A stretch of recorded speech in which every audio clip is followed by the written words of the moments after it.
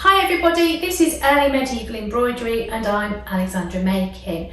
I thought I'd give you a quick update on the Bayeux Tapestry projects. So in the last video I was talking about the design and the intricacies of the processes involved, and in the next video I'm actually going to be showing you how we transfer the design onto the ground fabric and we frame it up onto the embroidery frame.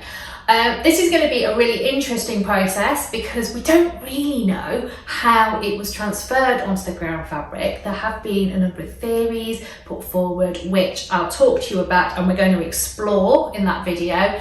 A little bit, I don't know if I should admit this, the embroidery frame that I showed you is perfect width-wise, but the arms that came are not as long as I expected. So I've got my husband and my brilliant father-in-law are making new arms for me so that we can actually get the whole piece on the one frame.